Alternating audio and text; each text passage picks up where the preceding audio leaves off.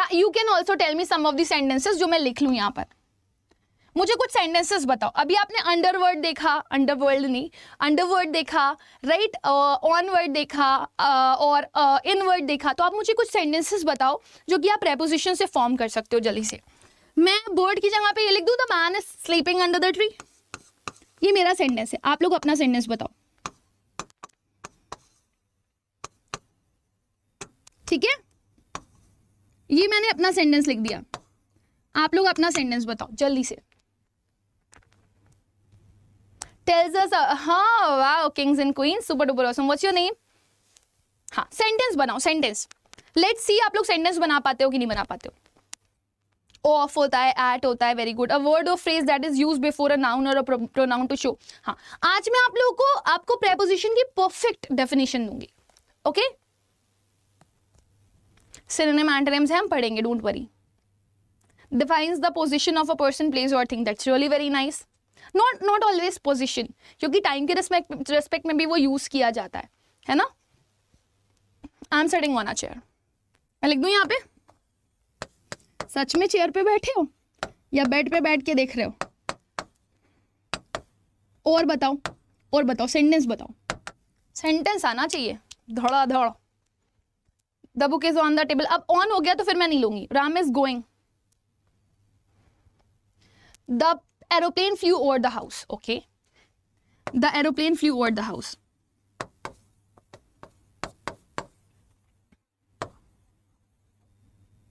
The aeroplane is flying over the house. ठीक है, ये लिख दीजिए मैं। Kim Cho is flying over the house। मैंने लिख दिया यहाँ पे, ठीक है। अब आप इसको थोड़ा इजी वे में समझो। अभी कुछ बच्चे बोल रहे हैं मैम ये नाउन और प्रोनाउन का रिलेशन बताता है, कुछ बच्चे बोल रहे हैं मैम ये रिलेशन बताता है, कोई बच्चे बोल रहे हैं मैम ये प्लेस बताता है, कुछ बच्चे बोल रहे हैं मैम ये टाइम बताता है। लेट्स सी कि आखिर ये बताता क्या है, okay. So if we have the word preposition, तो हम यहाँ पर देखें तो under is preposition, here on is preposition and here over is preposition. So अगर हमें यहाँ पर समझना हो कि हमें प्रेपोजिशन क्या बता रहा है, तो of course it is telling us the relation. और अगर आप नाम से ही पढ़ना चाहो तो ये हमें प्रीपोजिशंस बताता है, प्रीपोजिशंस बताता है, ठीक है, किसी की पोजिशंस बताता है, राइट। और अगर हम यहाँ पर देखें तो इस मैन के बारे में अगर बात करें तो ये हमारा सब्जेक्ट है, और अगर हम ट्री के बारे में बात करें तो ये हमारा ऑब्जेक्ट है। सिमिलरली अगर मैं आई के बारे में बात करूं तो ये हमारा सब्जेक्ट है, और अगर मैं चेयर के बारे में बात करूं तो ये हमारा ऑब्जेक्ट है। मैं लिख भी देती हूँ ऐसे, राइट। फिर हम आते हैं, हम कहते हैं द एरोप्लेन की बात करें तो ये हमारा सब्जेक्ट, और अगर हम द हाउस के बारे में बात करें तो ये हमारा object, right. So in short हमें क्या पता चला, ये जो आदमी है ये सो रहा है, कहाँ सो रहा है? पेड़ के नीचे। सो इस आदमी और इस ट्री के बीच में जो रिलेशन बताने वाला वर्ड है वो कौन सा है? Under. I am sitting on chair, मेरे और चेयर के बीच में रिलेशन बताने वाला कौन है? ऑन, कि मैं कहाँ बैठा हुआ हूं? चेयर के ऊपर। इस एरोप्लेन और इस हाउस के बीच में रिलेशन बताने वाला कौन सा वर्ड है आपका? ओवर। जो प्लेन है वो उड़ा या उड़ रहा है, किसके ऊपर उड़ रहा है? घर के ऊपर, राइट। सो अगर कोई ऐसा वर्ड आपको दिखता है जो आपके सब्जेक्ट और ऑब्जेक्ट के बीच का रिलेशन डिफाइन करता है, चाहे वो प्रेपोजिशनल रिलेशन हो, चाहे वो टाइम का रिलेशन हो, राइट, या फिर वो किसी भी टुवर्डनेस का रिलेशन हो, तो आप क्या कहोगे कि वो प्रेपोजिशन होता है। सो अगर आपको प्रेपोजिशन की डेफिनेशन पूछी जाए तो आप क्या लिखेंगे? A preposition is defined as a word which shows the relation between the subject and object. एक ऐसा शब्द जो हमें सब्जेक्ट और ऑब्जेक्ट के बीच का रिलेशन बताता है, वो क्या कहलाता है आपका? वो कहलाता है प्रेपोजिशन। आई होप यहां तक सबको क्लियर हो रहा होगा। मुझे कमेंट सेक्शन में लिख करके बता दीजिए, is this much clear to everybody? Is this much palpable to everybody? Is this much perspicuous to everybody? Pellucid to everybody? Lucid to everybody? या टिम्पिड टू एवरीबॉडी? यहां तक समझ में आ रहा है? अब बातें नहीं करिए मैम। इंग्लिश लैंग्वेज के लिए मंजिल बैच इनफ रहेगा? हाँ, लेकिन आपको यहाँ पे नोट्स नहीं मिल पाएंगे बेटा। सो अगर आपको नोट्स वगैरह चाहिए है, सो उसके लिए you have to visit the app at once. Ma'am can we solve NDA English spotting error previous paper? अगर आपको जाना है एनडीए में तो आप स्पॉटिंग एरर सॉल्व करो। आपके सीयूईटी के एग्जाम्स में स्पॉटिंग एरर नहीं आया था 2022 में, ठीक है, तो जब तक हमारे पास सैम्पल पेपर नहीं आ जाता we can not give the surety of that कि 2023 में भी आपका स्पॉटिंग एरर आएगा. सो अभी स्पॉटिंग एरर पे हम लोग फोकस नहीं करेंगे. We have to focus on those things जो हमारे एग्जाम्स में आए हैं. ओके ना सपना सिंटिलेटिंग नहीं बोलेंगे. सिंटिलेटिंग का मतलब तो होता है एनर्जेटिक शो. ठीक है, चलो इतना क्लियर हो गया.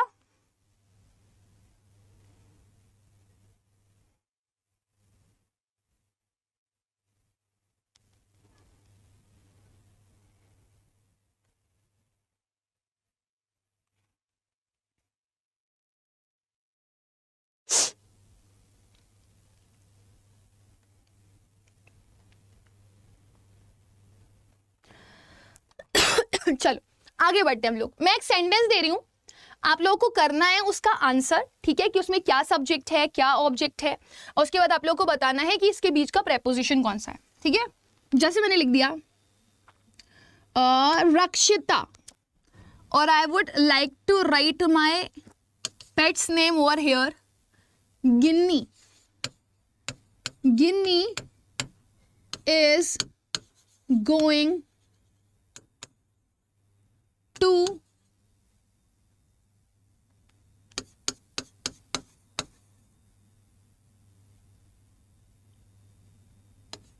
मुंबई. ठीक है, मुझे बताएं आप लोग इस सेंटेंस में आपका क्या सब्जेक्ट है, क्या ऑब्जेक्ट है, और यहां पर प्रेपोजिशन क्या है. राइट, और क्या आपका प्रेपोजिशन रिलेशन बता रहा है वो दोनों वर्ड्स के बीच में जो मैंने आपको बताए थे.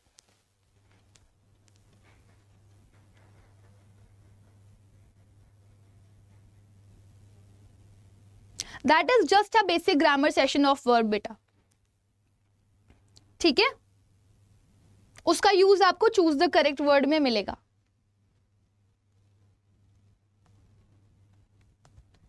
Same to you Shweta, very good. To is preposition over here. मैंने लिख दिया इसको सर्कल करके, ये प्रेपोजिशन है. और बताओ what is subject here, Ginni. Right, what is object here, Mumbai. So आप देखें गिन्नी कहाँ जा रही है, मुंबई जा रही है. राइट, तो गिन्नी और मुंबई के बीच में जो रिलेशन डिफाइन करने वाला है वर्ड वो क्या है, वो टू है, क्योंकि हमें दिखा रहा है ये कि वो किस डायरेक्शन में जा रही है. Right, so preposition is not like this कि वो आपको सिर्फ और सिर्फ प्लेस बताएगा, सिर्फ और सिर्फ टाइम बताएगा, वो आपको डायरेक्शन भी बता सकता है. आई होप यहां तक क्लियर हो रहा होगा सभी लोगों को. Right, this much is clear. Now we'll move ahead and we'll look for some other things. जैसे कि अगर आप बात करते हो types of preposition की, तो preposition बहुत सारी है ना. जैसे मैंने आप लोगों को बोला टाइम बताता है, प्लेस बताता है, और आपका डायरेक्शन भी बताता है. लेकिन अभी यहाँ पर जब आप अपने एग्जाम्स के लिए पढ़ते हो preposition को, तो preposition मेजर आपके 3 पार्ट्स में डिवाइड होता है. 3 तरीके से इसको हम पढ़ते हैं, सिंगल preposition, कंपाउंड preposition और फ्रेजल वर्ब. ठीक है, इस तरीके से आपके एग्जाम्स में पूछी जाती है, और आज के सेशन में हम इन्हीं तीनों को पढ़ेंगे.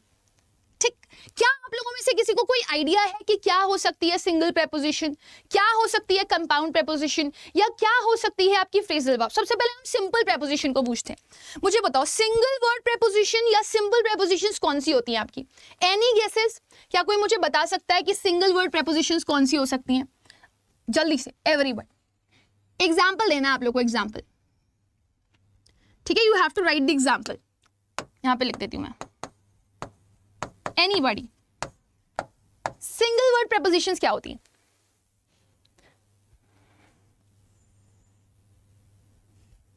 Not typically functional grammar beta, but whatsoever I am teaching in the Manzil batch और whatsoever I teach in the paid batch, वो आपको पढ़ना जरूरी है. बेसिक ग्रामर की अगर आपको नॉलेज है ना बेटा, तो आप काफी हद तक चीजों को कर सकते हो. या आप एक काम करो, मैंने आपको पहले भी बताया था, मेरा एक वीडियो का पूरा प्लेलिस्ट है English shorts by Rebecca ma'am. If you want to understand the basic grammar which is necessary for the rearrangement of sentences, choose the correct word, fillers, right, तो इसके लिए आप लोगों के लिए जरूरी है कि आप उन्हें देख लें. It will help you. Very good. तो सिंगल वर्ड प्रेपोजिशन यही होती है आपकी. इन हो गया, एट हो गया, ऑफ हो गया, फ्रॉम हो गया, बिटवीन हो गया, एंड सो ऑन. बहुत सारी होती है ना. अमंग, फिर उसके बाद आपका ओवर आ जाएगा, ठीक, अबव आ जाएगा. तो we can write it like this. Single word prepositions are those prepositions which are simple consist of one word, consist of one word. Okay, ठीक है. तो ये जो प्रेपोजिशन है ये आपके सिंगल सिंगल वर्ड से बनेगी. इन, ऑन, एट, ऑफ, फ्रॉम, तो अभी हम इनको पढ़ेंगे. तो अभी आपको जानना ये जरूरी है कि कौन कौन सी होती हैं सिंगल वर्ड प्रेपोजिशन. अब हम बात करते हैं कंपाउंड प्रेपोजिशन की. आप हमेशा याद रखना बेटा, आप कंपाउंड वर्ड जब पढ़ोगे ना तो कंपाउंड में आप सब पढ़ोगे.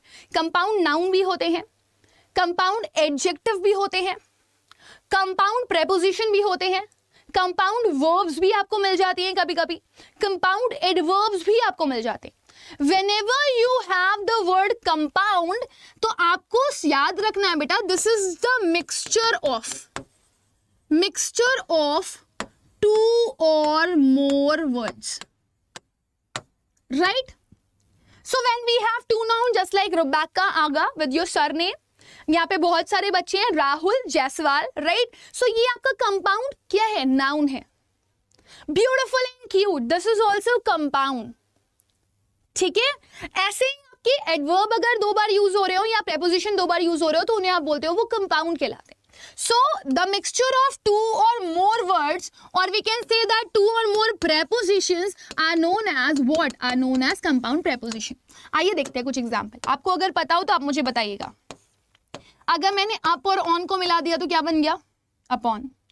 अगर मैंने इन और टू को मिला दिया तो क्या बन गया? इन टू. अगर मैंने ऑन और टू को मिला दिया तो क्या बन गया? Onto. अगर मैंने विद और इन को मिला दिया तो क्या बन गया? With in. सो इस तरीके से जो आपके प्रेपोजिशन दो प्रेपोजिशन से मिलकर के बने होते हैं उन्हें आप क्या कहते हो? उन्हें आप कंपाउंड प्रेपोजिशन कहते हो. मुझे बताओ जल्दी से कमेंट सेक्शन में लिख करके. Is this much clear to everybody? हम लोग एक एक प्रेपोजिशन को पढ़ेंगे, ये क्या होती है इनके बारे में भी पढ़ेंगे. अभी सिर्फ और सिर्फ मैं आपको टाइप पढ़ा रही हूँ. इतना क्लियर हो रहा है कि नहीं हो रहा है मुझे कमेंट सेक्शन में बता दो. जेई मेंस की प्रिपरेशन से बेटा आप अपना डोमेन स्पेसिफिक प्रिपेयर कर सकते हो, not the English and GT part, है ना. इंग्लिश और जीटी के लिए you have to go for the specific part. Okay, very good.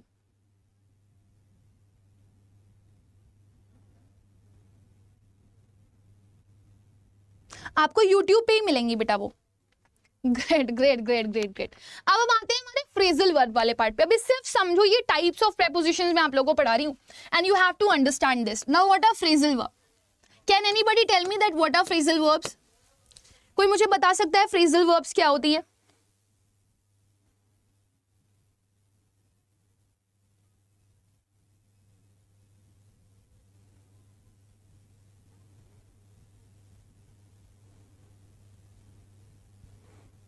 पेल्यूसिडबा. अच्छा, okay okay okay okay okay.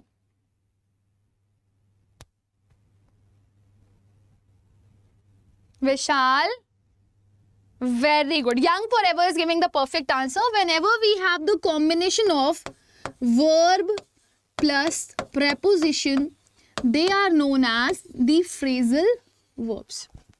Now this is really very important to understand. ये आपके exams में आती हैं और ये भी आपको अलग अलग टाइप्स बताती हैं.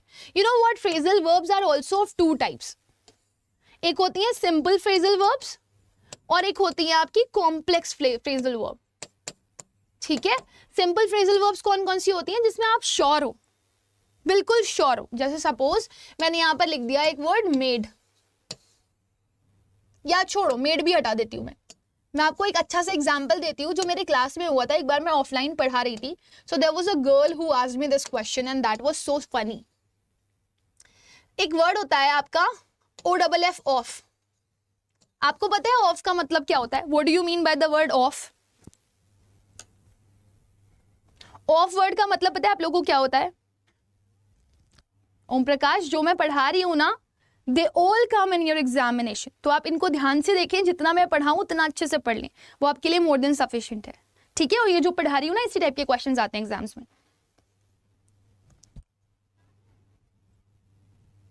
आ सकता है, बिल्कुल आ सकता है मोनिका, डोंट वरी.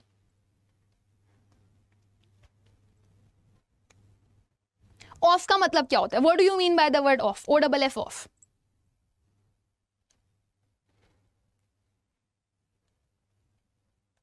चलो मैं आप लोगों को एक किस्सा सुनाती हूँ.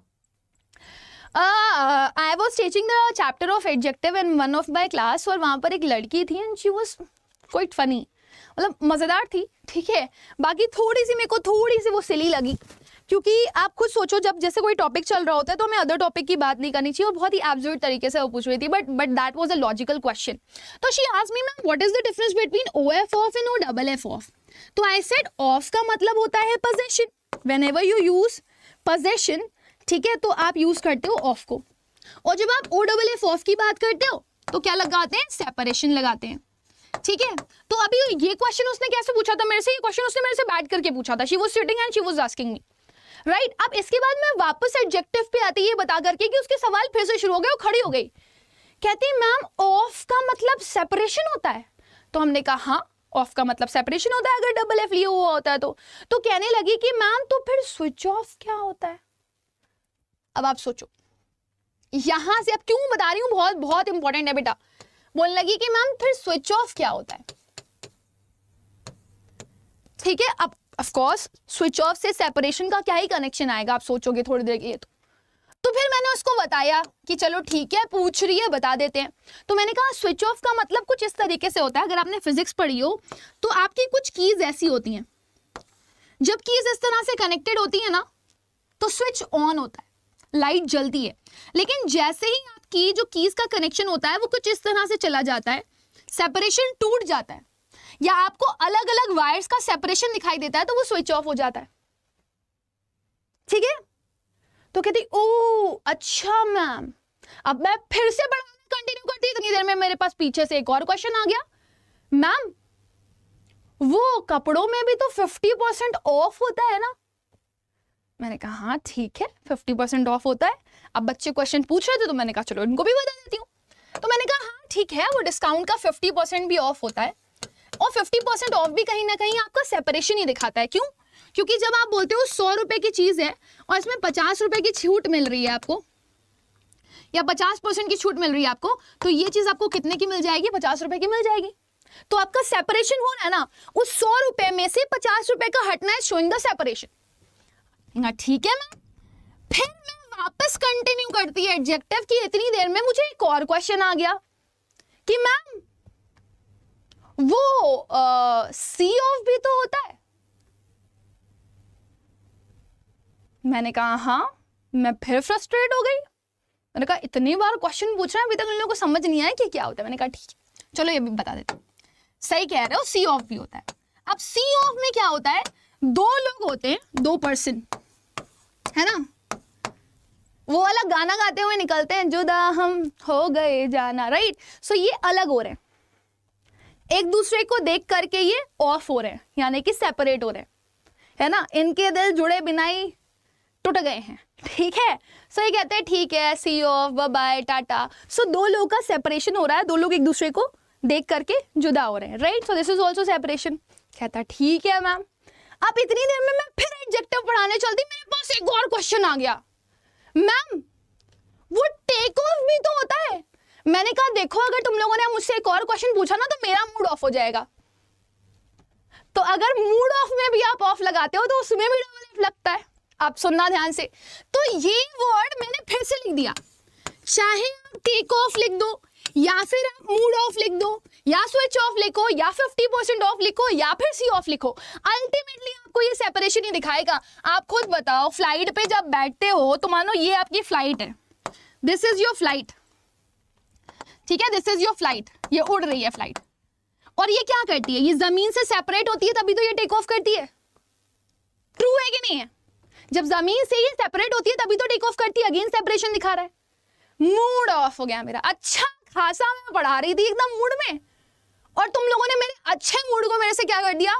सेपरेट कर दिया, और मेरा मूड क्या हो गया? अच्छा वाला of. So that is also separation. So what's the purpose of telling you this incident? That is really very unique. The thing is that कि ultimately अगर आप OFF ऑफ वर्ड को कहीं पे भी यूज कर रहे हो, it only shows separation. ये सिर्फ और सिर्फ क्या दिखाता है? सेपरेशन दिखाता है, अलगाव दिखाता है, जुदा होना दिखाता है, ठीक है। और गाना गाता है लंबी जुदाई, ठीक है। So I hope this is quite clear to everyone guys. और इसी को ही आप बोलते हो सिंपल प्रेपोजिशन, कि अगर आपको एक प्रेपोजिशन का वर्ड पता चल गया या एक सिंगल प्रेपोजिशन का मीनिंग पता चल गया, तो आप उसमें वर्ड्स कनेक्ट करते जा रहे हो, आपकी फ्रेजल वर्ब्स बनती चली जा रही है और आपके लिए वो इजी टू अंडरस्टैंड है। समझ आ रहा है? मुझे कमेंट सेक्शन में लिख करके बताओ, हंस तो बहुत रहे थे आप लोग। मैम इतना ऑफ मत करिए वरना स्टडीज ऑफ हो जाएगी, स्टूडेंट्स ऑफ हो जाएंगे। नहीं नहीं नहीं, ऑफ मत हो। बट आई होप कि आप लोग को अच्छे से समझ में आया होगा। And this is the incident which I just told you ना, this was real, actually real, है ना। मुझे बस गुस्सा आ रहा था, बस मैंने जैसे तैसे करके अपने हाथों को रोक लिया, एक लंबी सांस भरी एंड एवरीथिंग वाज ओके। और फिर वो टंग टंग टंग घंटा बज गया, फिर मैं क्लास के बाहर आ गई। नहीं तो मेरा मूड ऑफ होता और फिर कौन कौन ऑफ होता पता नहीं।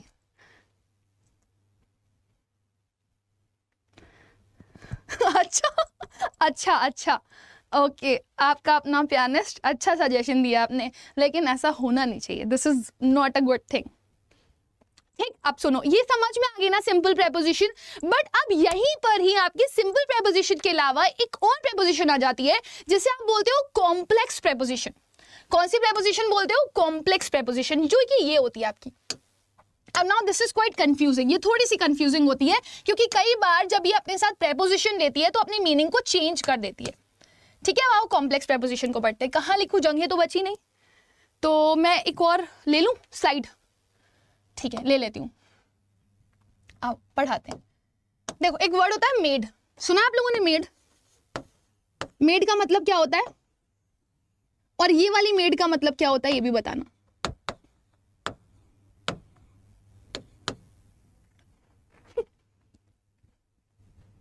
ऑफ स्टडीज ऑफ रिवेंज, वाह वाह वाह जुबेर, ऐसे नहीं होता बेटा।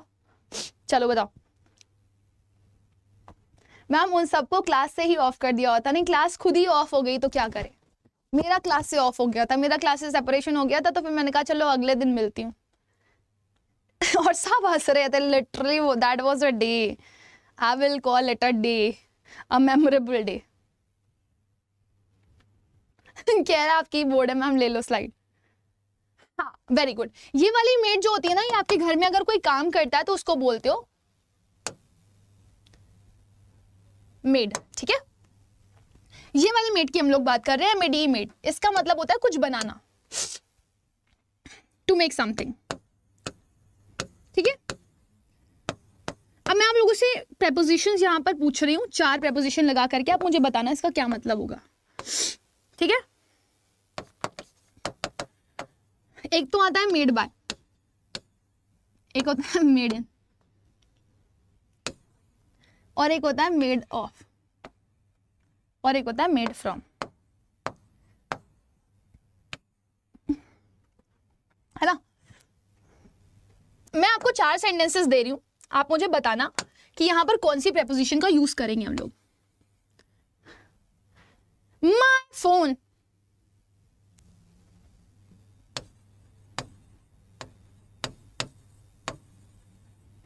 was made dash China। ठीक है, next, this hilarious drawing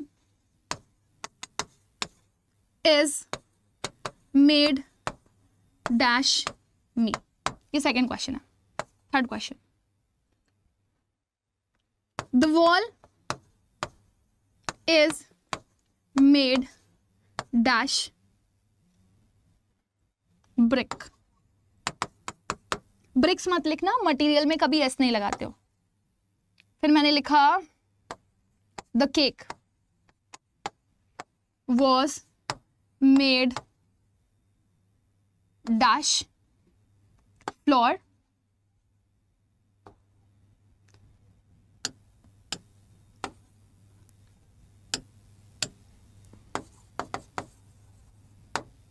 sweet and chocolate। Okay, चलो आप लोग को यहाँ पे प्रेपोजिशंस ऐड करनी है, और वो प्रेपोजिशंस ऐड करनी है जो मैंने यहाँ पर आप लोग को लिख करके दी है। मुझे जल्दी से बताओ क्या होंगी। Okay, very nice. तो कहना है right at my phone phone was made in China, मेरा फोन चाइना का बना। बोलते भी हो आप लोग ये सारी चीजें। भाई हम एक जैकेट लेकर के आए हैं जो जापान की बनी हुई है, हम एक कुछ और लेकर के आए हैं वो किसी और जगह का बना हुआ है। So made in Pakistan, made in India, made in Korea, ये सब आता है, राइट। सो आप कहते हो अगर किसी प्लेस का रिलेशन बताना होता है तो यू यूज इन। किसी पर्सन के द्वारा बनाया गया होता है तो आप यूज करते हो बाय, है ना। जैसे this building is constructed by me, this painting is made by me, right. तो ऐसे बोलते हो। तो यहाँ पे बाय लगा दिया, ये भी सही है। आ जाओ इस पे, बताओ। बचाओ बचाओ बचाओ। The wall is made of brick, या फिर the wall is made from brick. या आप इसको ये भी बोल सकते हो the cake was made of floor, sweet and chocolate, या फिर the cake was made from floor, sweet and chocolate. जल्दी से बताओ थर्ड और फोर्थ में क्या आएगा। नंबर डाल देना बेटा, थर्ड में ऑफ, फोर्थ में फ्रॉम। अच्छा चलो एक और सेंटेंस दे देती हूं मैं यहीं पे ऊपर, है ना। ये फिफ्थ नंबर समझ करके इसको पढ़ लेना। इसको येलो से लिख रही हूं। The curd is made milk. बताओ बचाओ बचाओ। Very good. अच्छा कुछ बच्चे बता रहे हैं यहां पर मैम ऑफ लगेगा और यहां पर बता रहे हैं फ्रॉम लगेगा। अच्छा इसका लॉजिक समझो बेटा। The wall is made of brick, जो दीवार है वो ईंटे की बनी हुई है या ईंटे से बनी हुई है। सेकंड, जो केक है वो किससे बना हुआ है, वो फ्लोर, थिक, स्वीट और चॉकलेट से बना हुआ है। या केक जो है वो स्वीट, फ्लोर और चॉकलेट का बना हुआ है। साउंड तो दोनों सही कर रहे हैं हिंदी में ट्रांसलेट करने पर। इनका हिंदी ट्रांसलेशन तो सही आ रहा है एज इट इज, में बना हुआ, द्वारा बना हुआ। लेकिन यहां पर थोड़ा सा कंफ्यूजन आ रहा है, का भी जा सकता है, से भी जा सकता है। जल्दी से बताओ। अच्छा कुछ लोग बोल रहे हैं मैम यहां पर लगेगा फ्रॉम, या कुछ लोग बोल रहे हैं यहां पे लगेगा of. Now this is a confusion. क्या लॉजिक लगा रहे हो मुझे बता सकते हो आप लोग। For this what logic you people are using, जल्दी से बताओ। आपने ऑफ और फ्रॉम को किस बेसिस पे लगाया, क्या लॉजिक लगा रहे हो। का बना हुआ है, से बना हुआ है, एक ही बात है ना। कोई चीज किसी चीज की बनी हुई है, कोई चीज किसी चीज से बनी हुई है, बात तो एक ही है ना। somehow both the words are just real and true and suitable in both manner. So क्या लगा रहे हो, वॉल पे ब्रिक्स का पोजेशन है। वाह क्या बात क्या बात क्या बात। तो क्या केक का पोजेशन नहीं है फ्लोर के ऊपर, स्वीट के ऊपर, चॉकलेट के ऊपर। हाँ जी ma'am the fifth answer is from. अच्छा अगर वाली बनाने की बात होता तो फ्रॉम लगाते। अच्छा मिल्क से कर्ड बनता है। अच्छा ब्रिक से दीवार नहीं बनती जो ऑफ लगा रहे हो। चलो देखो, this is correct, this is correct, this is also correct, this is also correct, but here you get the confusion, है ना। और आपके दिमाग में गाना भी आ रहा होगा, कंफ्यूजन है सोल्यूशन का कुछ पता नहीं। अब सुनो ध्यान से, इंपॉर्टेंट है। कहता है कि अब इन्हीं को ही आप बोलते हो complex preposition. There is a reason why you say complex preposition, क्योंकि जब हिंदी में ट्रांसलेट करते हो ना तो उसका सच में हिंदी हो जाता है एंड वी गेट कंफ्यूज कि बात तो एक ही कह रहे हैं दोनों में तो कोई कंफ्यूजन है ही नहीं। चाहे का बनाओ चाहे से बनाओ एक ही बात है। लेकिन आपकी कॉम्प्लेक्स प्रेपोजिशन कहती है कि देखो भाई हमको संभल के पढ़ना, आपको अलग से अंडरस्टैंड करना पड़ेगा कि कहां पर आपको ऑफ लगाना है और कहां पे आपको फ्रॉम लगाना है। अच्छा कहां पे लगाना है ऑफ या कहां पर लगाना है आपको फ्रॉम, सुनना।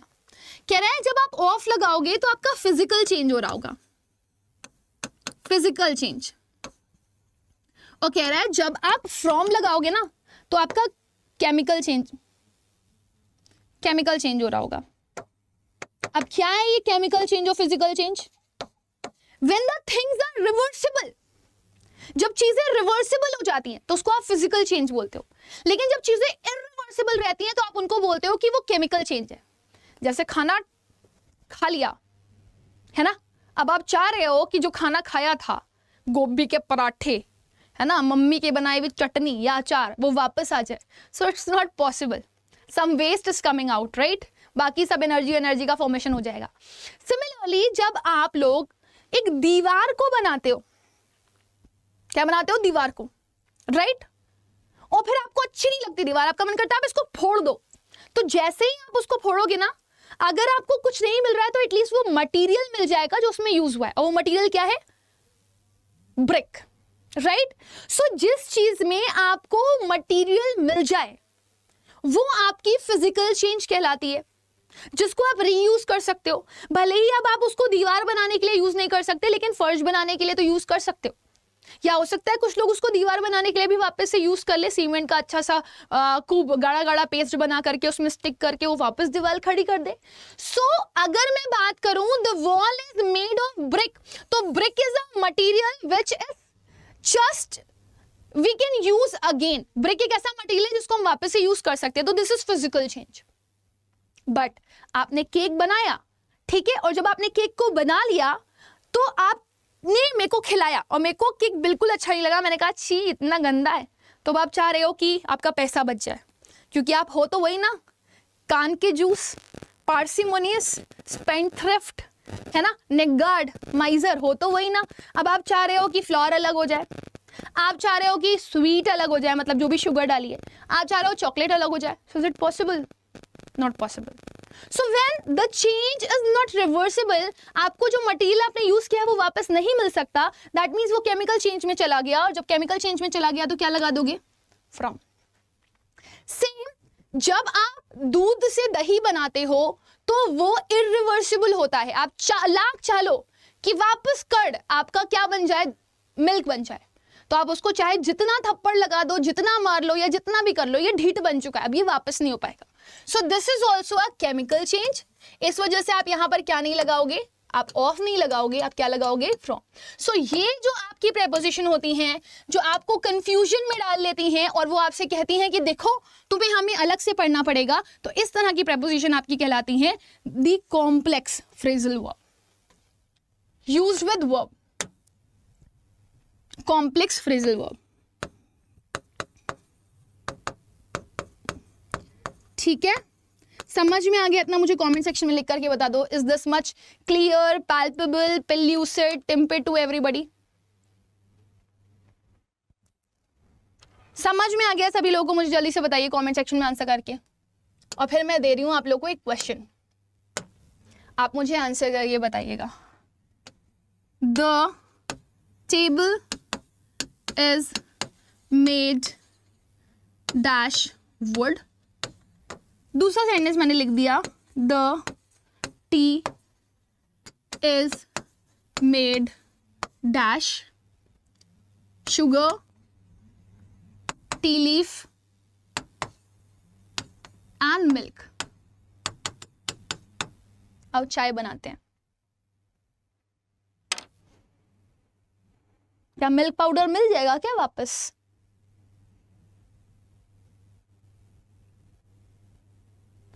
उससे क्या बनाओगे? मिल्क पाउडर से बनाने क्या वाले हो ये तो बताओ मुझे। मिल्क पाउडर को एक बार आप घोल दोगे तो उसके ऊपर प्रॉपर आपको केमिकल रिएक्शन करवाना पड़ेगा, तब जाकर के वो मिल्क पाउडर में कन्वर्ट होगा कि नहीं होगा?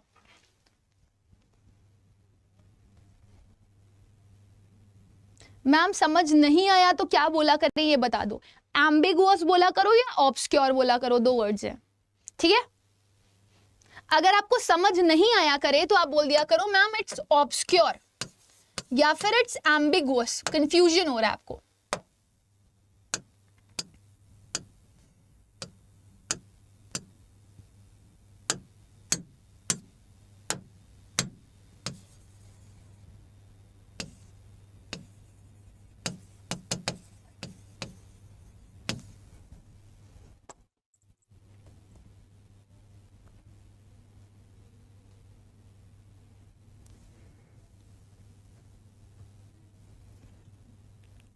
वो एक्चुअल मिल्क थोड़ी होता है बेटा। आप समझ आ गया? चलो ग्रेट। सो आई होप हम लोग यहाँ पर आंसर लिख देंगे, ये आपको क्लियर होगा। पहले वाले में क्या लगाएंगे आप? ऑफ, क्योंकि वुड इज अ मटेरियल जो कि आपको वापस टेबल से मिल जाएगा, ठीक है? लेकिन शुगर, टी लीफ भले ही मिल जाए बट वो यूजेबल नहीं होगी, आप रीयूज नहीं कर सकते उसको। और अगर आप उसको रीयूज करते हो तो आप बहुत ही गंदे, निहायत ही सॉर्टेड किस्म के इंसान हो, जिसको आप बोलते हैं चीप। क्योंकि भाई चाय की पत्ती वापस यूज नहीं करनी चाहिए. It is a kind of जहर अगर आप उसे दोबारा यूज कर रहे हो तो. हालांकि चाय वालों के पास मत जाया करो, जो आपके कटिंग बना करके देते हैं वो यही करते हैं, बार बार उसी चाय की पत्ती को यूज करते हैं. ठीक, चल. सो आई होप यहाँ तक क्लैरिटी मिल गई होगी आप लोगों को. अब हम लोग एक एक करके प्रेपोजिशंस को पढ़ेंगे कि कौन कौन सी प्रेपोजिशंस हमारे पास होती हैं और उनका यूज क्या होता है. तो सबसे पहले हम आते हैं हमारी फेवरेट पे, बिटवीन, राइट, अमंग और अमंगस्ट. ठीक. अगर आप बिटवीन की बात करते हो तो this is use for two. अगर आप अमंग की बात करते हो तो this is use for more than two. और अगर आप अमंग्स की बात करते हो तो भी ये मोर देन टू के लिए यूज होता है. लेकिन क्या आपको पता है अमंग और अमंग्स में डिफरेंस क्या होता है, या आप कहां यूज कर सकते हो उसको, बताओ.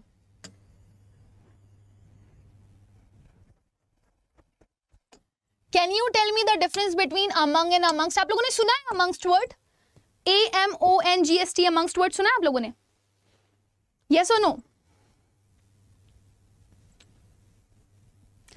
Monica, I will take a session today at 6 o'clock where I'll be telling you that which are the best books to study for CUET. ठीक है, इस पे हम लोग एक सेशन कर लेंगे. बताओ, बचाओ बचाओ. चलो मैं बताती हूँ. ये भी मोर देन टू के लिए यूज होता है, ये भी मोर देन टू के लिए यूज होता है, लेकिन याद रखना इसमें जो आफ्टर वर्ड आएगा आपका वो एक कॉन्सोनेंट होगा. अब शायद मुझे आप लोग को कॉन्सोनेंट बताने की जरूरत तो नहीं है. इसमें जो आफ्टर वर्ड आता है वो एक वॉवल होता है. ठीक है, तो अब मुझे वॉवल और कॉन्सोनेंट बताने की जरूरत नहीं है आपको. वॉवल्स कितने होते हैं? 26 में से 26 लेटर्स में से 5 वॉवल होते हैं, AEIOU, और जो बचे हुए होते हैं 21 वो आपके क्या होते हैं बेटू? वो आपके होते हैं कॉन्सोनेंट्स. ठीक है, सो इस तरीके से आपका सेंटेंस का फॉर्मेशन होता है. मैं आपको सेंटेंस दे रही हूं, आप मुझे आंसर करके बताना कि क्या लिखा जाएगा उसमें या क्या आएगा. सो पहला सेंटेंस है, देयर वाज अ फाइट.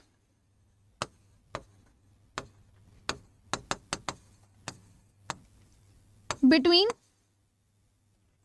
मैंने तो आंसर ही बता दिया.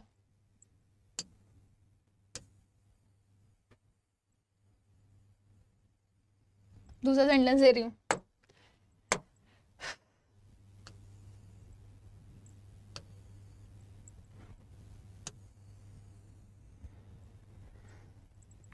इधर देखो, पहला सेंटेंस मैंने लिखा, distribute the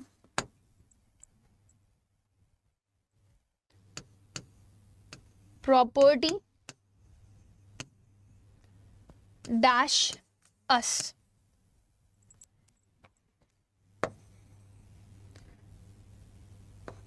There was a discord dash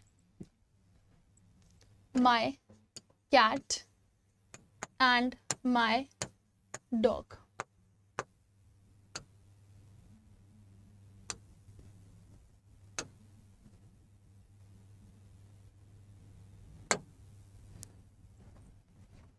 फिर लिखा मैंने लास्ट, वी हैव टू.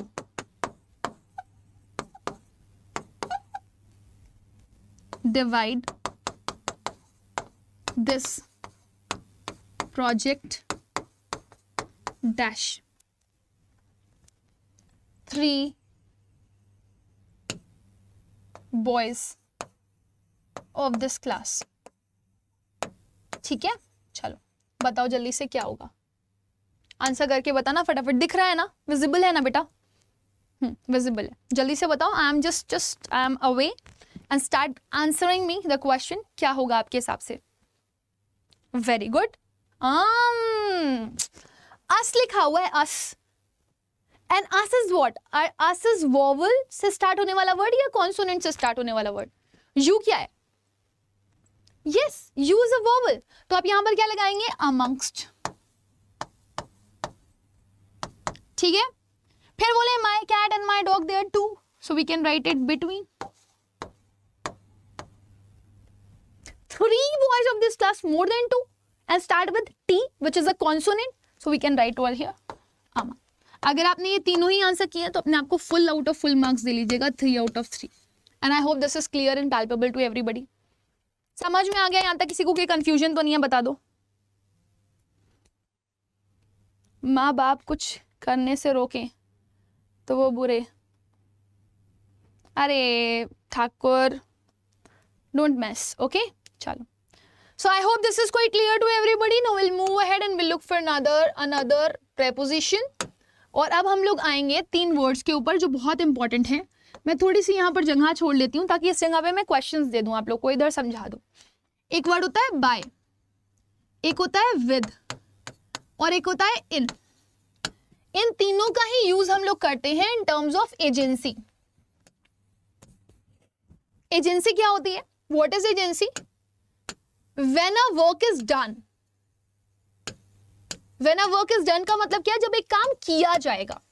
अब काम किया जाएगा का क्या मतलब है? ये सेंटेंस आपका एक्टिव में नहीं जाएगा, ये सेंटेंस आपका पैसिव में जाएगा। कोई और, आप किसी और से किसी काम को करवाओगे, राइट? सो आपका बाय का, विद का और इन का यूज कहाँ पे करते हो? जब आपकी एजेंसी परफॉर्मेशन होती है, ठीक है? जब एजेंसी का परफॉर्मेंस होता है तो आप कहाँ पे इसको इस्तेमाल करते हो, right? So if we talk of by, अगर हम बाय वर्ड या बाय शब्द की बात करें तो by is use for living thing. लिख दूं मैं लिविंग थिंग? ओके।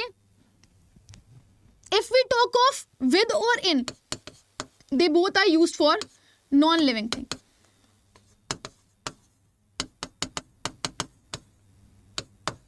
बट इन दोनों में डिफरेंस है थोड़ा सा। डिफरेंस क्या है? सुनिएगा। जब आप विद का इस्तेमाल करते हैं तो दिस इज फॉर काउंटेबल, और जब आप इन का इस्तेमाल करते हैं तो ये यूज होता है आपका अनकाउंटेबल के लिए। क्या आपको पता है काउंटेबल और अनकाउंटेबल में डिफरेंस क्या होता है?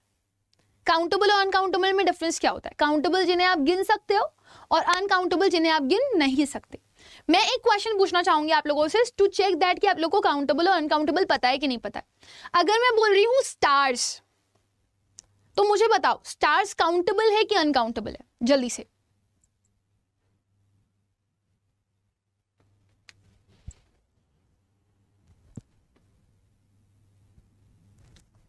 जल्दी से मुझे कमेंट सेक्शन में आंसर करके बताओ एवरीबॉडी कि आपका जो काउंटेबल अनकाउंटेबल होता है वो अगर आपको पता है तो स्टार क्या होते हैं, काउंटेबल कि अनकाउंटेबल?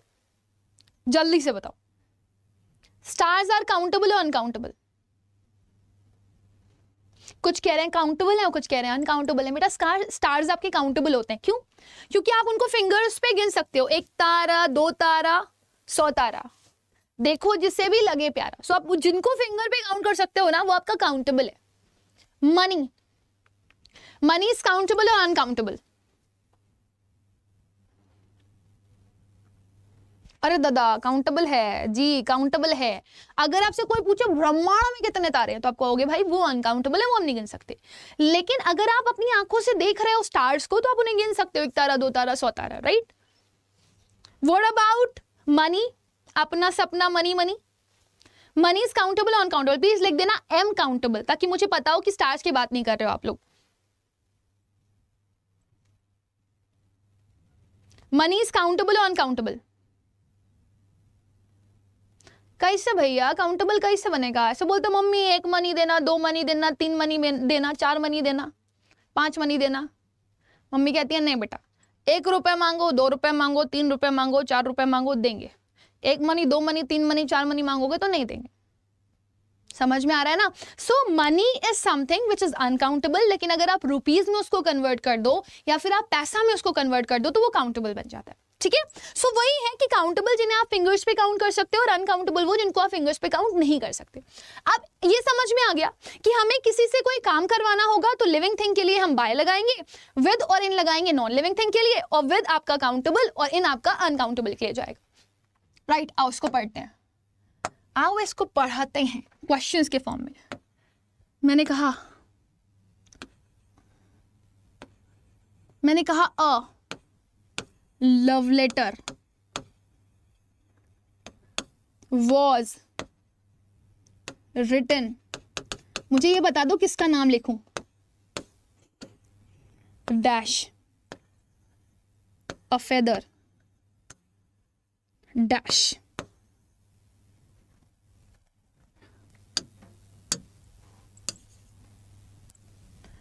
ब्लड। दिख रहा है ना बेटा इधर वाला, मैं अभी हट जाऊंगी साइड से। नाम किसका लिखे ये बता दो। रुपया काउंटेबल है बेटा। आर्यन का नाम लिख दूं? हाय आ गई याद, लिखा था क्या आर्यन? निशांत, निशा, ये कहां से आ गए? टिल्लू लिख दूं? टीका भैया लिख दूं? निशांत कौन है भाई? मैं लिख देती हूँ यहाँ पे, समवन इज देयर। कोई था, कोई पर्सन था जिसका नाम था टिल्लू। ओके ना, जस्ट आंसर मी क्या आएगा फटाफट, और 1 2 3 करके ब्लैंक बताना आप लोग। दिख रहा है ना आप लोग को, ये विजिबल है ना? एक प्रेम पत्र को लिखा गया किसी के द्वारा, ठीक है? और किससे? एक पंख से। पहले लोग मोर पंख से लिखते थे इंक में डुबो डुबो के, है ना? और उसने किससे लिखा? खून से। चंपा। अब बस चंपा नहीं, कुछ भी लिख लो। आंसर बताओ जल्दी से बेटा। यस मैम, टिल्लू, टिल्लू लिख दिया बेटा।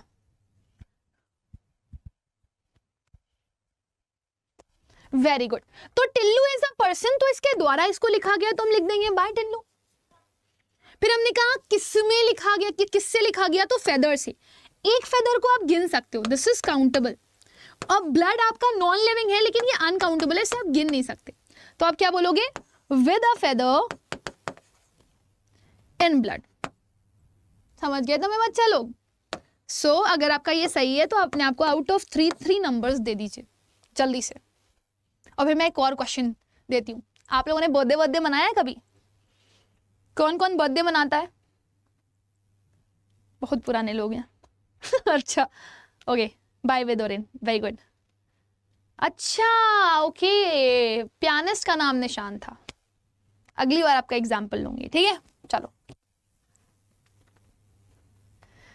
बर्थडे किसने किसने मनाया है ना? मेरा बर्थडे आ रहा है, पहले पता कर लो बर्थडे कब होता है और फिर आप लोग मनाना, ठीक है? मुझे वीडियो भेज देना कि मैम देखिए आज हमने आपका बर्थडे सेलिब्रेट किया है, हैप्पी बर्थडे टू यू, है ना?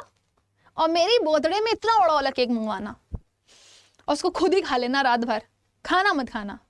I don't like birthdays. ऐसे मत बोलो बेटा, बर्थडेज आर टू गुड। तो मैं यहाँ पे लिखती हूँ ऑन माई बर्थडे। कुछ लोग उसको बर्थडे भी बोलते हैं, happy birthday to you, but it's birthday, birthday.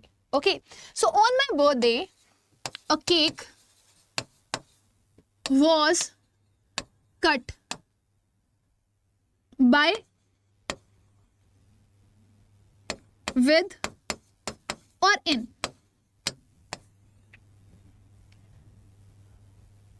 me,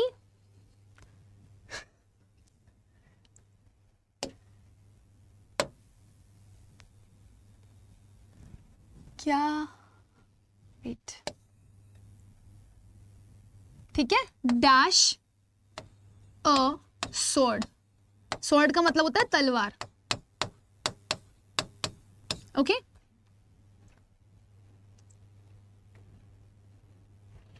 आपको नहीं खिलाऊंगी, मत खिलाओ, कोई बात नहीं, मैं बिना खाए भी रह लेती हूँ। आपको पता है स्वॉर्ड से क्यों काट रही हूं मैं केक? क्योंकि केक बहुत बड़ा था, अगर नाइफ से काटती तो नाइफ खो जाती। Very good. So it is cut by me and with the sword, ठीक है? क्योंकि sword is something which is countable. Okay, non living है बट काउंटेबल है। आई होप यहां तक क्लियर हो गया सभी लोगों को।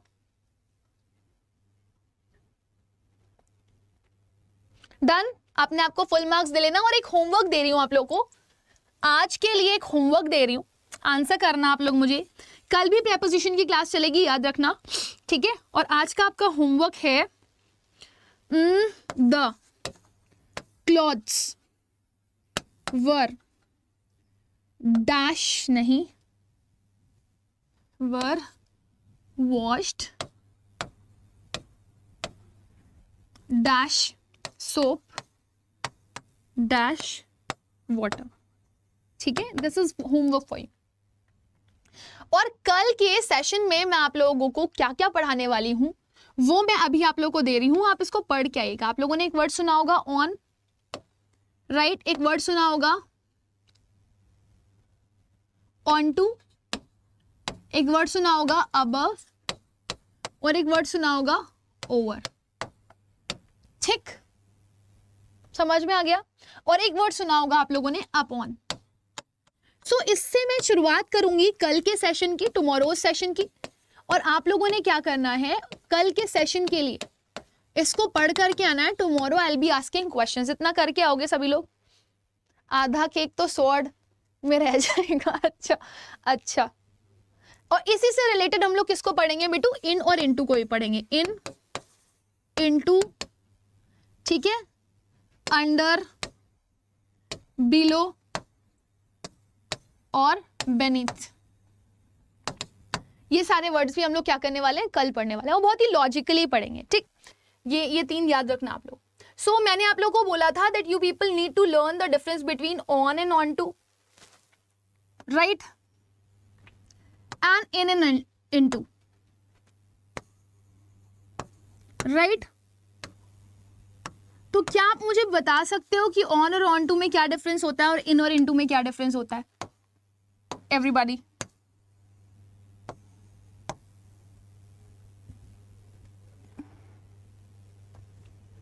yeah, of course, yeah, single, compound and phrasal, great। बताइए, माइक अगर इशू किया करे तो बता दिया करिए। कल मैंने सेशन ले लिया पूरा, आपने बताया नहीं माइक इशू हुआ था। गुड आफ्टरनून बेटा। देखो सुनना ध्यान से, बहुत इंपॉर्टेंट है। When you have a kind of touch with the surface, when something is, देखो हिंदी में जब आप पढ़ते हो ना तो ऑन को भी ऊपर बोलते हो, अपॉन को भी ऊपर बोलते हो, अबव को भी ऊपर बोलते हो, ओवर को भी ऊपर बोलते हो और ऑन टू को भी ऊपर बोलते हो। तो हिंदी में जैसे जैसे आपको सिमिलैरिटी मिलती है ना, इंग्लिश में और आपको डिफरेंस देखने के लिए मिलता है। इंग्लिश में सारे वर्ड्स अलग अलग होते हैं, सबका मतलब ऊपर नहीं होता। So when we talk about the surface touch of something, ठीक है, तो वो हमारे ऊपर होगा। फॉर एग्जाम्पल ये पेन मेरे हाथ के ऊपर है, so you can see there is a surface touch. And if you talk about this board is on the wall, right? So this is in touch with the wall. अगर मैं अपनी बात करूं तो मैं कहाँ खड़ी हूं? मैं फ्लोर के ऊपर खड़ी हुई हूं। So I am in the touch of floor. I am not a magician or I am not a fairy कि मैं उड़ सकती हूँ हवा में, right? So when something is in the touch of surface, it is also known as, yeah, it is known as what? It is known as on. Done? और अगर हम बात करेंगे हमारे ऑन टू की, सो कोई चीज सरफेस के टच में आएगी, लेकिन ये टच में आएगी कैसे? ये टच में आएगी मोशंस के साथ, right? Now look at this and look at this on a very serious note. This is really very necessary for all of you to understand. Suppose I am going to perform Kathakali, right? और मैं Kathakali perform करने के लिए stage पर जाने वाली थी. Because I am a Kathakali performer, तो जब भी कोई स्टेज पे इवेंट चल रहा होता है तो मुझे लोग बुला लेते हैं, हे कम ऑन द स्टेज, ऐसे बोलते हैं लोग. सो जब मैं स्टेप करती हूँ स्टेज के, so I stepped on to the stairs, तो मैं चढ़ रही हूँ एक एक करके ऊपर, और मैं क्या कर रही हूँ? मोशन में हूँ. So the difference between on and onto is just this. दोनों ही सरफेस टच को दिखाएंगे. एक आपका स्टेशनरी होगा, स्टेशनरी की स्पेलिंग बताना मुझे, मैं आधा छोड़ रही हूं, है ना, और it is in motion. I hope this is quite clear and palpable to everyone. Please do let me know at once इतना क्लियर है कि नहीं. ये क्या है भाई? यहां तक समझ में आ गया? हेलो बेटा.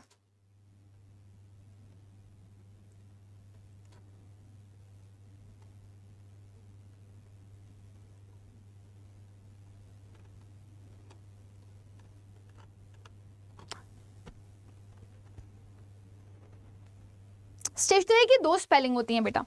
Where is my marker? Stationery की दो स्पेलिंग होती है, एक होती है NARY और एक होती है NERY. When we talk about the word NERY तो वो बुक्स वाला होता है stationery, right.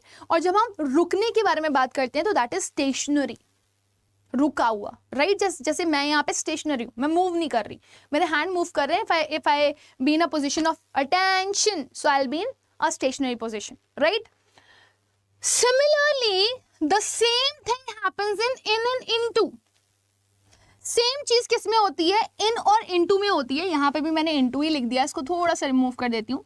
Same thing happens in और इनटू में भी. जब आप किसी चीज के अंदर होते हो and you are stationary, this is known as in the box. And when you are going अंदर की तरफ तो ये क्या होता है? Into, right. समझ में आ रहा है ना? सो बहुत सिंपल सी चीज है, बहुत सिंपल सी चीज दोनों में समझ में आ रही है कि ऑन और इन हमें स्टेशनरी ऑब्जेक्ट दिखाता है और ऑन टू और इनटू हमें मोशन ऑब्जेक्ट दिखाता है. बस दोनों में डिफरेंस ये होता है कि ये सरफेस के ऊपर होता है, ये सरफेस के अंदर, अंदर की तरफ के बारे में बात करता है. ठीक. अब मैं आप लोगों को दो चीजें पूछ रही हूँ, दो एग्जाम्पल दे रही हूँ, आप मुझे बताना उसमें इन लगेगा कि इनटू लगेगा, राइट. तो let's talk about first in and into, है ना. सपोज मेरे को बहुत फ्रस्ट्रेशन है, इतना ज्यादा फ्रस्ट्रेशन है that I am not liking anyone and I just want to suicide. Now what is suicide या सुसाइड क्या होता है? टू किल वनसेल्फ, अपने खुद को मार लेना, राइट. अब मेरा सुसाइड करने का मन कर रहा है, मैं कहाँ जाऊं कहाँ जाऊं कहाँ जाऊं कहाँ जाऊं, मुझे दिखा एक कुआं and I run for that कुआं. जैसे ही मैं कुएं के पास गई, मुझे लगा नाउ लेट्स जंप. ठीक है ना. तो मैं आप सबको ये बोलने वाली हूं, जैसे बसंती बोलती है ना, दुनिया वालों सुन लो, मैं सुसाइड करने जा रही हूं. So I will say to all of you my students, सुन लो, तुम लोग ना after the video comment section में अच्छे अच्छे कमेंट नहीं करते हो, इसलिए मैं कुएं में कूदने जा रही हूं. तो I am going to jump dash the well. What will come here? In और इनटू? जल्दी से मुझे कमेंट सेक्शन में बताओ. I am going to jump in the well और इनटू द वेल?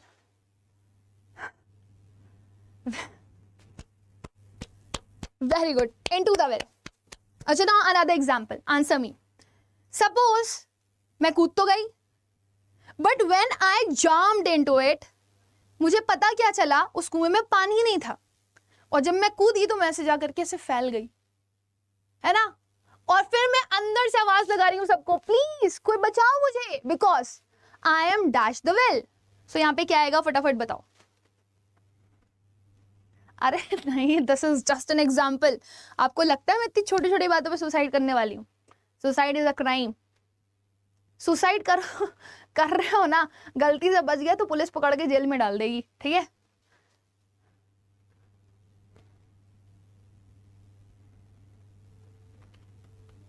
सर पे पूरी हड्डी पसली एक हो गई है, मैं उठ नहीं पा रही हूँ. मुझे लोग बोल रहे हैं प्लीज प्लीज प्लीज प्लीज बाहर निकलो, लेकिन मैं चिल्ला रही हूँ प्लीज कोई बचाओ मुझे, मैं कुएं में हूँ.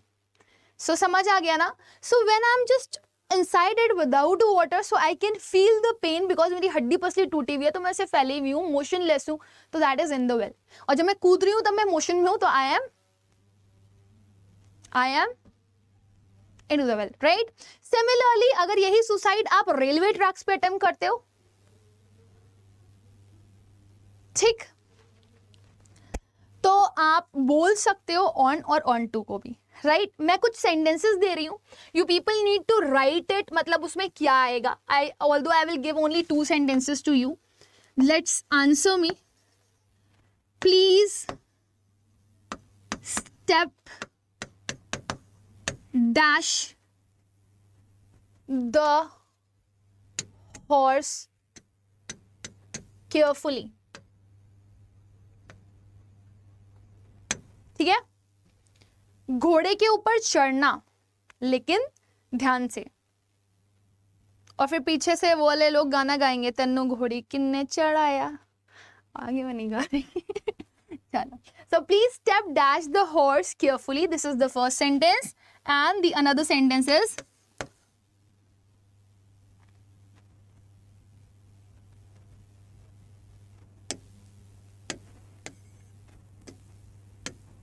I am keeping the clothes dash my almirah. ठीक है, इन और इनटू में कुछ लगाना है.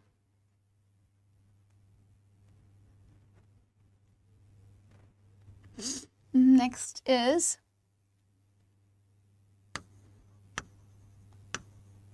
the baby is sitting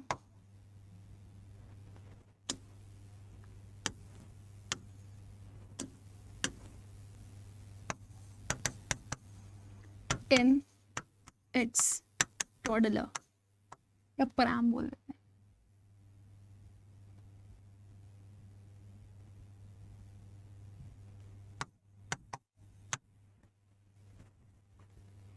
बताओ जल्दी जल्दी फटाफट आंसर करके बताइएगा और अच्छे से बताइएगा, ठीक है.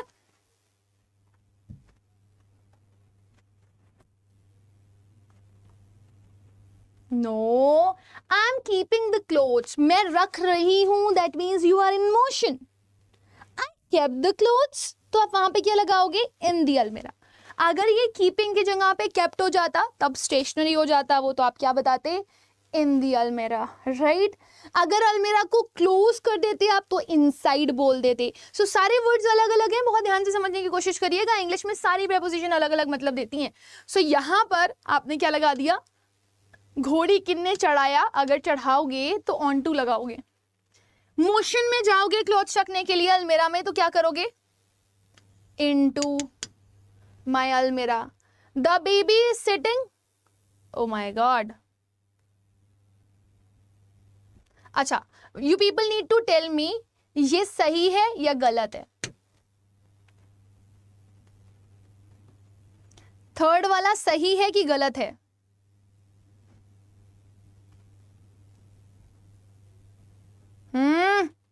आपका अपना pianist? No, I can't use these words. We are civilized kind of personality, right? Ma'am, please tell where is the offline coaching center. There's no offline coaching center.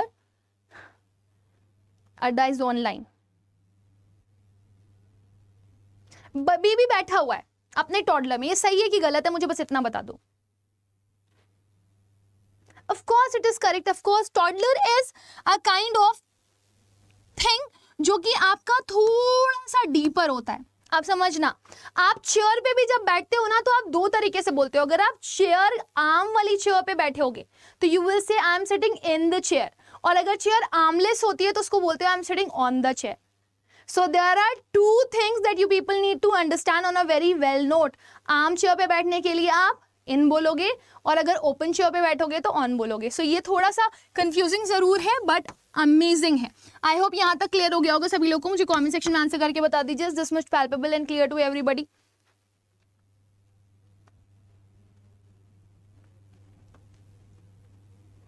Great. आगे बढ़ रहे हैं हम लोग अगले क्वेश्चन की तरफ, और अगला हमारा जो वर्ड है that is also quite confusing.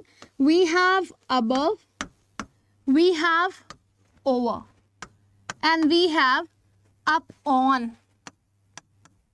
Okay, so you people need to tell me that above का मतलब, over का मतलब और upon का मतलब क्या होता है. ठीक है, आप देखो यहां पे surface touch की बात नहीं करेंगे हम लोग. will not talk about surface touch, right? अगर आप above की बात करते हो तो there is a distance. ठीक है, जो ऑब्जेक्ट होती है और जो दूसरा आपका सब्जेक्ट होता है उसके बीच में डिस्टेंस होता है, राइट? सो पहली चीज याद रखना, they will be at a distance. ठीक, आपके सर के ऊपर कोई चीज है और वो रुकी हुई है, स्टेबल है, तो आप क्या लगाओगे? अबव. ठीक है, अगर आपके सर के ऊपर कोई चीज है और वो मोशन में है तो आप क्या लगा रहे हो? Over. Now what is upon? Upon is something जिसकी चीज के ऊपर होकर के आप जाते हो. It's just like this. अगर आप किसी चीज के ऊपर चढ़ करके फिर मोशन कर रहे हो दैट इज अपॉन, या फिर आपका मोशन इस तरीके से हो रहा है semi circular, so this is upon. Okay, so ये दोनों मोशंस आपके अपॉन को डिफाइन करते हैं. आई होप ये दोनों क्लियर हो रहे होंगे आप लोगों को. I will be giving you sentences and you people need to give the answer to me. पहला आंसर, पहला question, the fan is dash my head, ठीक है ना। नेक्स्ट है the aeroplane is moving dash my roof, the clouds, or I would say the sky, is dash my head. Next is I jumped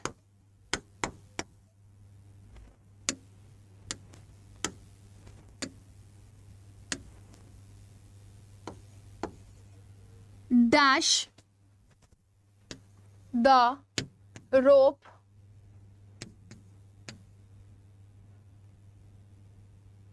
to get the next stage of my race. बताओ फटाफट क्या लगाओगे, answer करो सभी लोग number wise. First में over लगा रहे हैं, okay. The fan is over my head की अबव माई हेड, नंबर नहीं लिखे आप लोगों ने बेटा, से समझ नहीं आ रहा। Above my head, okay. Question number डाल दो बेटा, number is necessary, the numbers are necessary. Third में ओवर, ओके।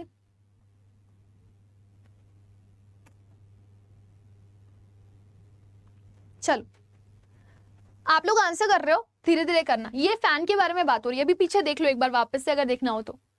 कह रहे हैं above is something which is ऊपर की तरफ होगा लेकिन स्टेबल होगा, और ओवर की अगर बात करेंगे तो समथिंग विच इज ऊपर लेकिन वो मोशन में है, और अपॉन इज समथिंग या तो किसी चीज के ऊपर चढ़ करके दूसरी तरफ जा रहे हो या उसको फांद करके दूसरी तरफ जा रहे हो, ठीक है ना।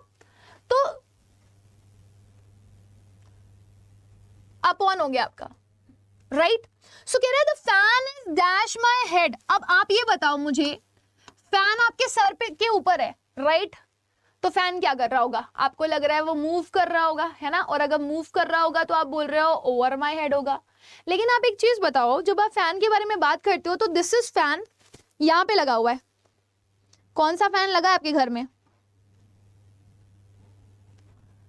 ये फैन लगा हुआ है। ऐसा तो नहीं है कि वो ऐसे ऐसे ऐसे ऐसे ऐसे ऐसे ऐसे घूम घूम करके जहां आप बैठते हो वहां पे आपको जा करके हवा पहुंचाता है। It's not like that. वो अपनी जगह पे फिक्स होता है, वो फिर मूव भी करता है, तो वो ऐसे ऐसे करके मूव कर रहा होता है, राइट। सो अगर आप फैन की बात करोगे तो वो अपनी जगह पे फिक्स्ड है, बाकी वो मोशन कर रहा है, that is okay. So the fan is on my head बोलोगे, अपॉन माई हेड बोलोगे, या अबव माई हेड बोलोगे। तो आप बोलोगे कि fan is above my head, चाहे वो मोशन में हो या फिर वो मोशन में ना हो, ठीक। अब आप बात करते हैं इस एरोप्लेन की। This aeroplane is not fixed at a position, वो घूम घूम करके मोशन कर रहा है, राइट। और आपकी छत के ऊपर घूम घूम करके मोशन कर रहा है। सो this is in motion and that's motion is not fixed. तो हम यहाँ पे क्या लगाएंगे, ओवर। हाँ, अब मुझे ये बताओ आप लोग, अगर मैं स्काई की बात करूं और क्लाउड की बात करूं तो इनमें से मोशन कौन करता है, स्काई की क्लाउड। स्काई का मतलब क्या होता है, आकाश। क्लाउड का मतलब क्या होता है, बादल। तो आकाश मूव करता है या बादल मूव करते हैं, अपनी जगह पे रोटेट करता है बट मूव नहीं करता।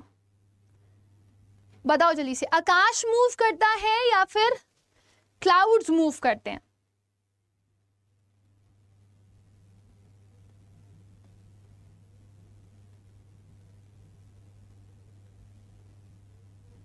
क्लाउड मूव करते हैं ना, स्काई तो स्टेबल होता है, आप कहीं पे भी जाओगे आपको स्काई मिलेगा, ठीक है ना।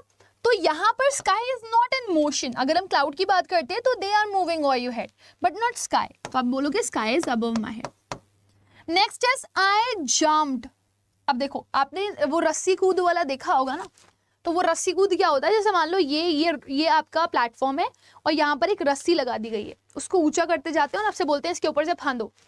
सो आपका मोशन क्या होता है, आप एक प्लेस से दूसरी प्लेस तक फांदते हो, ठीक है, from one place to another place. तो यू जम्प्ड अप, पहले आप ऊपर गए और फिर किसी चीज के ऊपर आप आ रहे हो, on, so that is upon.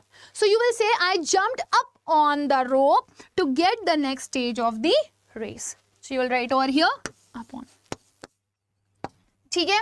अब मुझे जल्दी से फटाफट कमेंट सेक्शन में बताओ, आउट ऑफ 4 आपके कितने मार्क्स आए?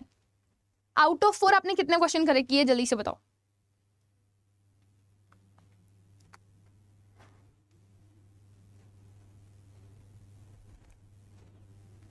वेरी गुड, आउट ऑफ 4 कितना मार्क्स आया मुझे कमेंट सेक्शन में बताना।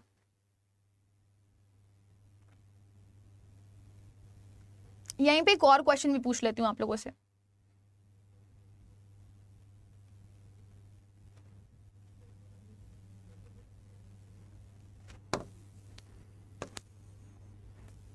अच्छा, ब्रिज बोलते हो ना, ब्रिज, तो ब्रिज के ऊपर एक और ब्रिज बना होता है, देखा है आपने, जैसे ये ब्रिज है और इसके ऊपर एक और ब्रिज बना दिया जाता है ऐसे करके, देखा है आप लोगों ने।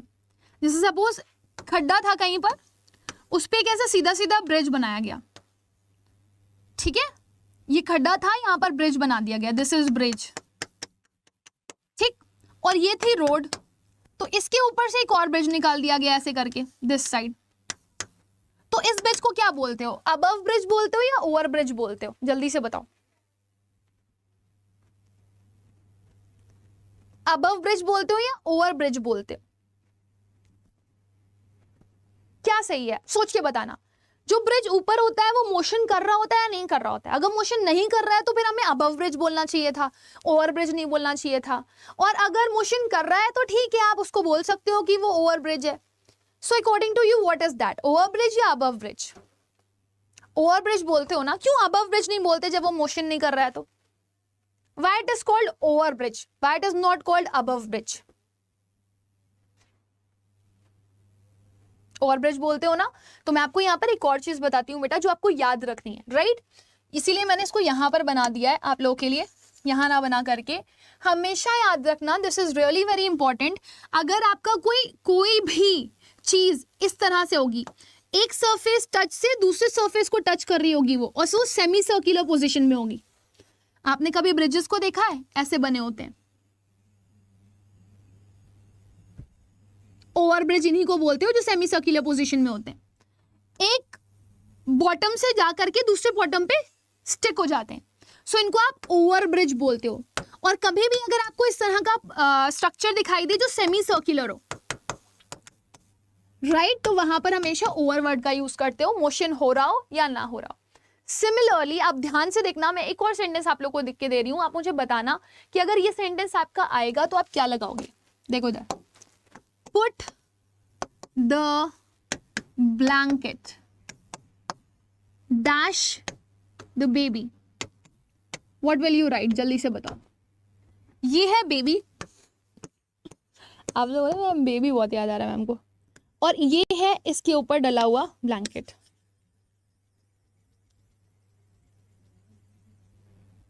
ठीक है, क्या बोलते हो, put the blanket above the baby या over the baby? On the baby नहीं होता, नॉट अपॉन ऑल्सो। आप कूद करके थोड़ी उधर जा रहे हो, इधर से ब्लैंकेट उठा करके उधर थोड़ी फेंक रहे हो। Are you throwing the blanket upon the baby? या तो आप ऐसे देखो, जब हम लोग लेटते हैं ना तो हमारी बॉडी इस तरीके से लेटती है, और जब इसके ऊपर कुछ उड़ाओगे ना तो वो ऐसे जाता है, ऐसे यहां से नीचे वाला पार्ट है, फिर ऐसे उठता है, फिर ऐसे जाता है। तो this is also semi circular position. और जब सेमी सर्कुलर पोजिशन की बात करते हो तो आप क्या लगाते हो, over. So remember this, over motion के लिए यूज होता है, लेकिन अगर मोशन नहीं हो रहा है, सेमी सर्कुलर कोई पोजीशन डिफाइन करी गई है, तो वहां पर भी आप ओवर लगाओगे। मुझे कमेंट सेक्शन में लिख करके बता दो, इतना क्लियर हो गया आप सभी लोगों को?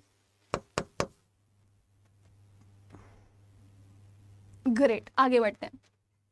ठीक है, आगे बढ़ते हैं, कुछ और वर्ड्स लेते हैं। जैसे कि अभी हम लोगों ने इन और इन टू पढ़ा, आप पढ़ते हैं बिलो और अंडर, ठीक, फिर पढ़ेंगे बीनीथ और फिर पढ़ेंगे underneath.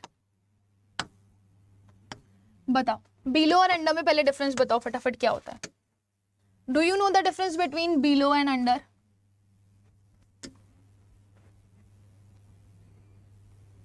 pellucid ma'am, palpable ma'am, great.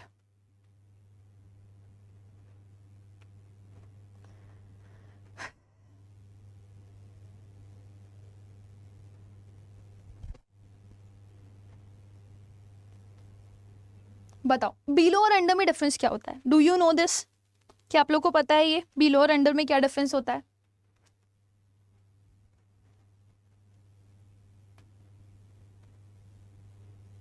Confusion जो भी हो आप पूछ लेना बेटा, ठीक है। Preposition is one of the topic which is very very vast. आपको मैं यहाँ पर सिर्फ वो प्रेपोजिशंस बता रही हूँ जो आपकी बहुत इंपॉर्टेंट प्रेपोजिशंस है, और ये सारी प्रेपोजिशन आप लोग पढ़ लिएगा, it's necessary.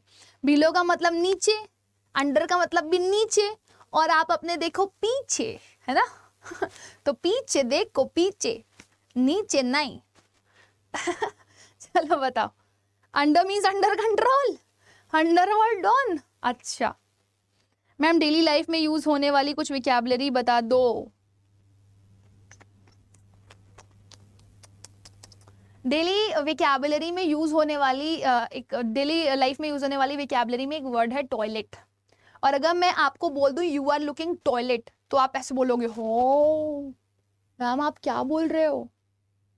So what do you feel अगर आपको कोई ये बोले तुम टॉयलेट जैसे दिख रहे हो, या यू आर लुकिंग टॉयलेट, सो आपको अच्छा लगेगा कि बुरा लगेगा? फटाफट बताओ। अंडर मीन्स अंतर्गत। अच्छा अभी बता रही हूँ। एक बच्चा बोल रहा है मैम डेली लाइफ वाली विकैबुलरी सिखा दी है, तो आज मैं आप लोगों को एक नई विकैबुलरी सिखाने वाली। If I am saying you people are looking toilet, so what you will say? You're looking good? You're looking yellow or something else? No ma'am, different नहीं पता। मैं बता दूंगी अभी, डोंट वरी। हंस रहे हो? अरे हंसो नहीं।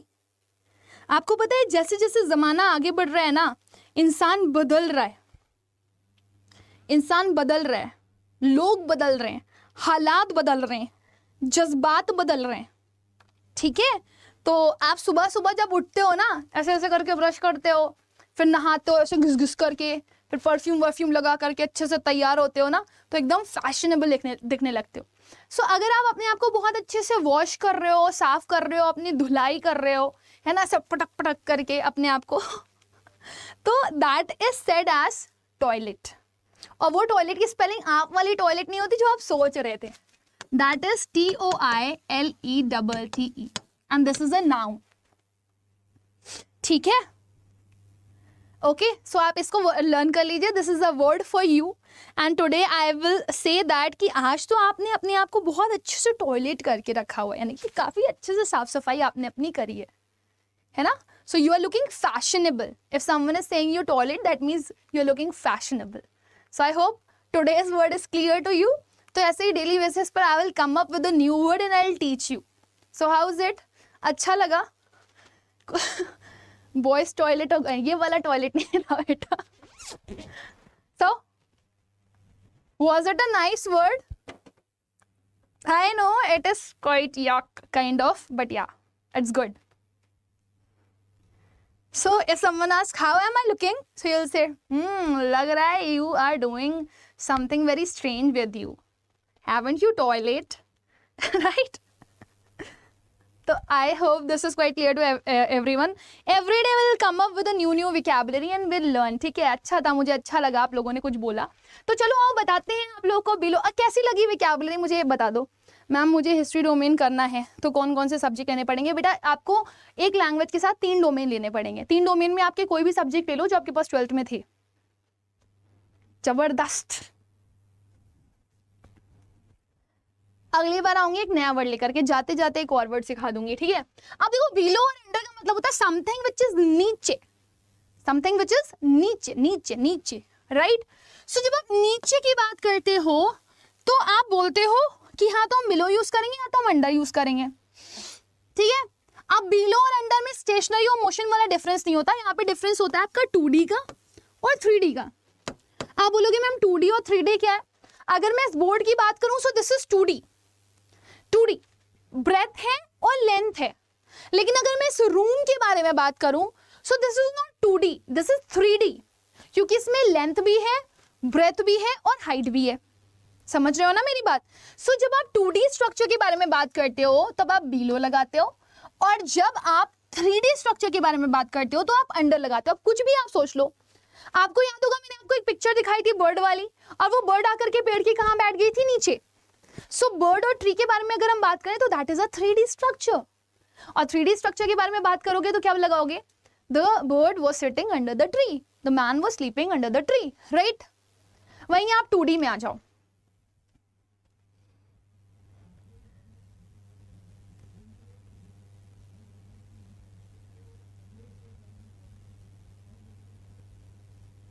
कुछ शायरी वायरी आप लोग को बनानी आती हो तो बना देना, ठीक है? You want to be at the top of the level, right? But एक पर्सन आपकी जिंदगी में ऐसा जरूर होता है जिससे आप एक्सपेक्ट करते हो कुछ भी नहीं, है ना? तो क्या हमेशा आप ये बोलते हो मैं हमेशा टॉप पे रहना चाहता हूं, लेकिन तुम्हारे पीछे या तुम्हारे नीचे। सो मेरा नाम लिखा जरूर हो तेरे नाम के साथ, बट कहाँ? नीचे, राइट? सो अगर किसी का नाम सोचो XYZ किसी का नाम है, वो लिखा गया है, और ये जो PYQ है, या PYQ नहीं बोलूंगी मैं, PQR ले लेती हूँ, ठीक है? सो ये PQR इससे क्या कह रहा है XYZ से कि मैं चाहता हूं कि मैं टॉप लिस्ट में आऊं, लेकिन मेरा नाम लिखा जाए तेरे साथ पर तेरे नीचे, right? So if you are talking about this board, this copy, तो अगर मैं इस PQR के बारे में बात करूं, so this PQR is written below XYZ, not under XYZ. Getting my point? So when you talk about the 2D structure, you write below. When you talk about the 3D structure, you write under. And be sure about this. जब हम लोग बोलते हैं ना बेटा, please ये जूते कहाँ रख दो, कहाँ रखें? पीछे नहीं, नीचे। नीचे किसके? अलमीरा के। सो बताओ जल्दी से मैं क्या लगाऊंगी? इस जूते को अलमारी के नीचे रख दो। Please keep these shoes dash the अलमीरा। क्या लगाओगे? फटाफट बताओ एवरीबडी। वाह क्या बात है अपना pianist, thank you so much.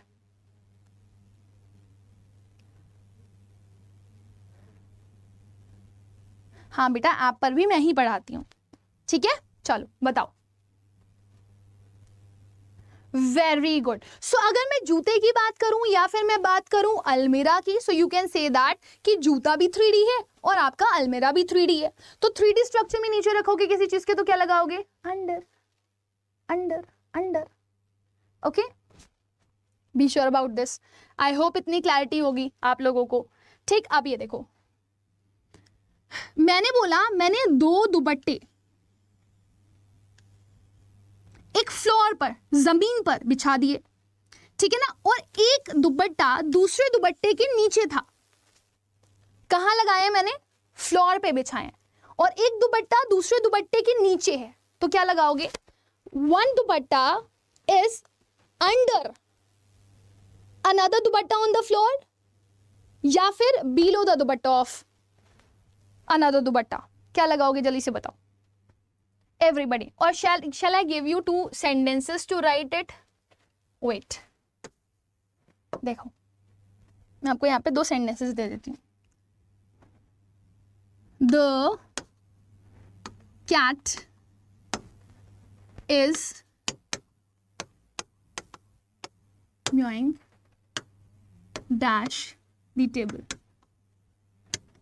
और your तस्वीर photo is dash my photo on the wall। ठीक है? अब रेफरेंस देख लेना बेटा, रेफरेंस किसका है? 2D का, ठीक है? Wall is 2D, floor is also 2D, तो दुपट्टा दुपट्टे के नीचे है तो दैट इज बिलो, फ्लोर के ऊपर क्योंकि रखा हुआ था। सिमिलरली यहाँ पे वॉल के ऊपर रखा हुआ है क्या? फोटो, या वॉल के ऊपर टंगी हुई है फोटो। तो जल्दी से बताओ क्या लगाओगे एवरीबॉडी। या very good. The cat is meowing, या म्याऊ क्या होती है, बिल्ली की आवाज होती है ना, राइट। सो बिल्ली क्या कर रही है, वो म्याऊ म्याऊ कर रही है, और कहाँ बैठ करके कर रही है, टेबल के नीचे, ठीक है। तो क्या लगाओगे, अंडर।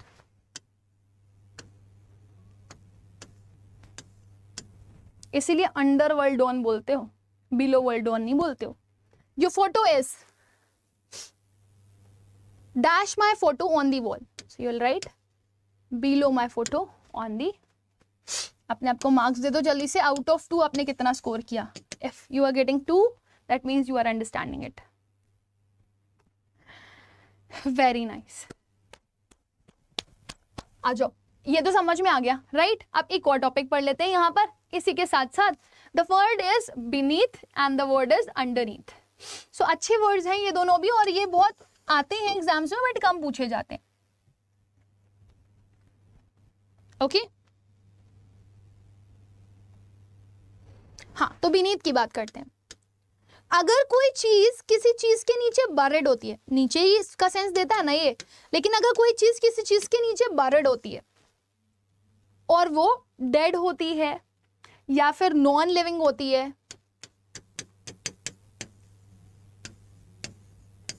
ठीक है, तो उसको आप क्या बोलते हो, बीनीथ है। फॉसिल फ्यूल्स भी आ सकते हैं इसमें। अंडरनीथ का यूज करते हो जब कोई चीज बरेड हो जाती है, ठीक है, मगर जिंदा, लाइव, तो उसको आप अंडरनीथ में यूज करते हो। ओके तो अगर मैं इसके लिए 2 एग्जाम्पल्स आपके सामने पेश करूं या 2 क्वेश्चंस आपको दूं, तो वो कैसे होंगे, सुनना। The fossil fuels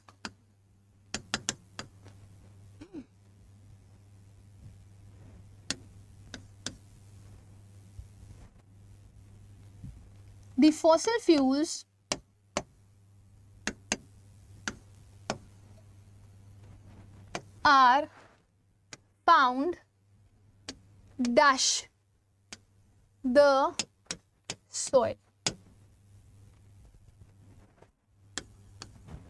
Anarkali was buried dash the wall alive. Third, pearls are found dash the sea.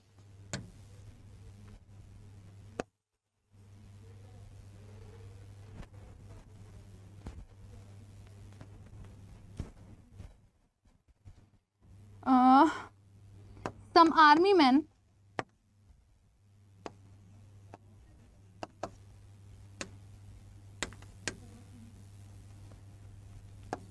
were buried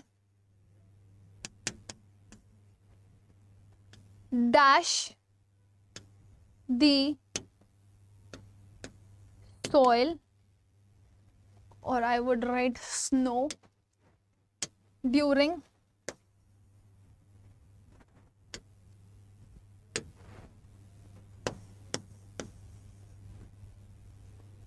when there was avalanche. avalanche का मतलब क्या होता है, इसका मतलब होता है जब बर्फ गिरती है, जैसे लैंडस्लाइड होती है मिट्टी में, वैसे ही avalanche कहाँ होता है, बर्फ में, राइट। सो आप जल्दी से मुझे कमेंट सेक्शन में आंसर करके बताइए क्या आएगा फटाफट।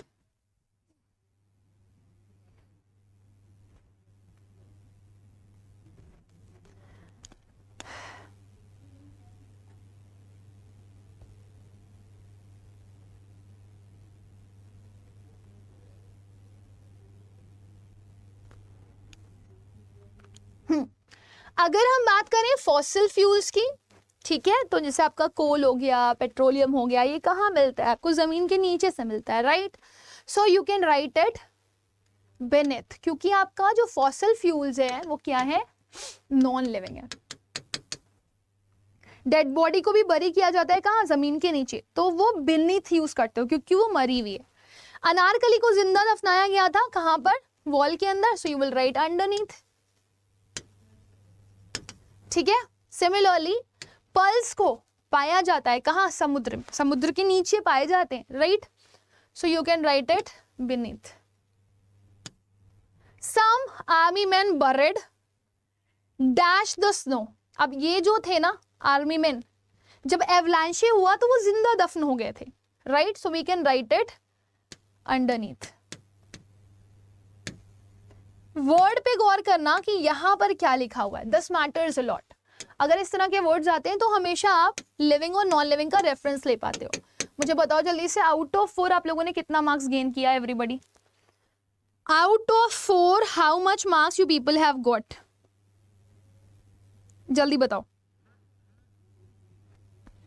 वेरी गुड जी, आप लेट आए हैं इस क्लास में बेटा, कोई बात नहीं, बट ज्यादा लेट नहीं हुआ, आप रिकॉर्डेड देख लेना।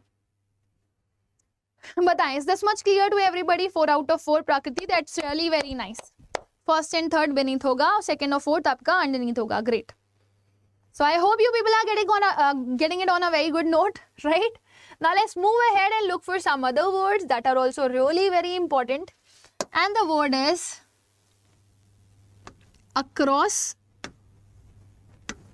through and along। कहाँ यूज करते हो आप across को, through को, along को, वो भी सुन लो। When you talk about across, इसका मतलब होता है किसी चीज को पार करके दूसरी तरफ जाना। जब आप थ्रू का यूज करते हो तो इसका मतलब भी होता है किसी चीज को पार करके दूसरी तरफ जाना, राइट। अलोंग का भी मतलब होता है कि किसी चीज के पार जाना, ठीक, बट तीनों में डिफरेंस है। When you talk about across, तो आप किसी चीज को क्रॉस कर रहे होते हो, लेकिन वो सरफेस कैसी होती है, ओपन, ठीक। जब आप थ्रू की बात करते हो, ये THROW वाला थ्रू नहीं है, वो थ्रू का मतलब होता है फेंकना। तो जब आप किसी चीज को क्रॉस करके जा रहे हो, but this is a closed surface, if you see this is a closed surface, then it is known as through, right. और फिर आप बात करते हो अलोंग की, तो अलोंग का मतलब होता है साथ साथ चलना, ना 2 कदम आगे ना 2 कदम पीछे, चलेंगे तो तुम्हारे साथ, ठीक है। सो ये तीनों वर्ड्स आई होप कि आप लोगों को क्लियर होंगे। इसके लिए मैं कुछ सेंटेंसेस आपको दे रही हूं, आप मुझे बताइएगा कि उसमें क्या आएगा, okay. The train passes dash the tunnel। Second, my house is dash the river। Okay,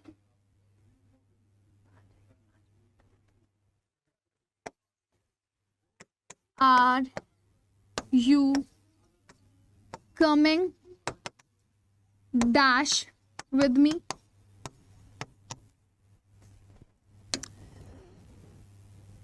आपको पता है आपका ब्लड फ्लो करता है, और ब्लड फ्लो किससे करता है? अगर पता है तो मुझे कमेंट सेक्शन में बताइए। अब वेरी गुड। ट्रेन क्या कर रही है? ट्रेन इज पासिंग और पासिस, है ना, पास करती है वो किससे? टनल से। तो टनल क्या होती है? सुरंग होती है, और सुरंग कवर्ड होती है। तो जब आप कवर्ड चीज की बात करते हैं और कवर्ड चीज में से कोई चीज गुजरती है, तो उसके लिए हम क्या यूज करते हैं? थ्रू, ठीक। कह रहा है my house is dash the river, जो मेरा घर है वो रिवर के डैश है, मतलब पार है। तो आप उसे क्रॉस करके जाओगे ना, क्रॉस करके जाओगे, so it is across the river. मैं जा रही हूं, क्या तुम भी मेरे साथ साथ आ रहे हो? राइट जैसे आप जब रोड के साथ साथ चलते हो ना, जब आप सड़क पे जाते हो, तो ऐसा तो नहीं होता है सामने आपको मिल गई एक काई, आप उसी में चले गए क्योंकि आप रोड के साथ साथ नहीं जा रहे थे। तो रोड जब ऐसे ऐसे ऐसे चलती है और जब ऐसे मुड़ती है तो आप भी मुड़ जाते हो, right. So are you coming along with me, क्या तुम भी मेरे साथ साथ आ रहे हो? Right. So you are coming parallel to that person also.